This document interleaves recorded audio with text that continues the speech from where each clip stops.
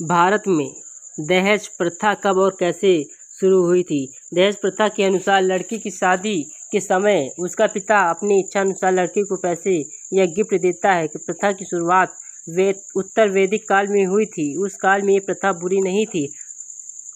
अर्थवैदिक अनुसार दहेज प्रथा वहतु के रूप में उत्तर वैदिक काल में शुरू हुई थी। उस समय लड़की का पिता उस ससुराल विदा करते समय कुछ तोहफा देता था जिसे वहतु कहते थे। ये सिर्फ अपनी खुशियों से दिए हुए तोहफे थे। इसे दहेज नहीं माना जाता था। उन तोहफों में क्या दिया जाएगा ये पहले से तय नहीं किया जाता था।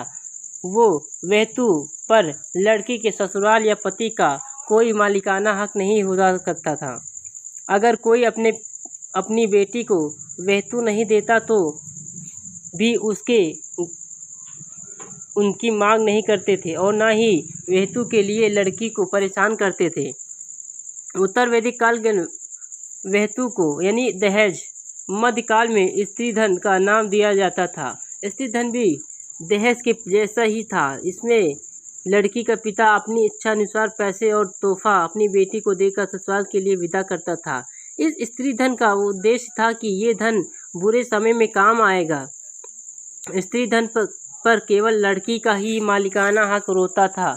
इस प्रथा को राजस्थान के संपन्न परिवार के राजपूतों ने ज़्यादा बढ़ावा दिया था। इसके पीछे उनका मानना था कि वो जितना ज़्यादा पैसा लड़की को विदाई में देंगे उतना ही उनके मन और प्रतिष्ठा बढ़ेगी। इसके बाद दहेज प्रथा की शुरुआत हुई जिसमें स्त्री धन शब्द गायब हो गया।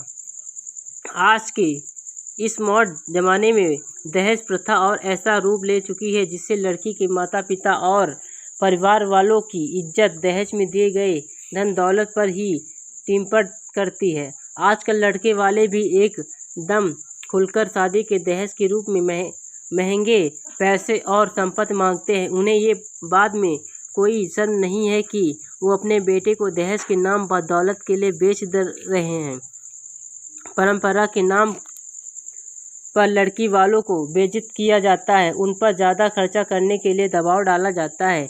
उन्हें मजबूर महसूस कराया जाता है और लड़के वालों से कम आंका जाता है। इस प्रथा में संपन्न परिवार भी कोई दिक्कत नहीं है क्योंकि वो इसे इन्वेस्टमेंट का जरिया मानते हैं जिसे 10-15 साल में कमाया जाने वाला धन का एक ही लड़की वालों दहेज से नाम हड़प लेते हैं और दहेज ना मिलने पर लड़की को शारीरिक और मानसिक रूप में प्रताड़ित करते हैं और कई बार तो उसे सुसाइड करने पर मजबूर कर देते हैं।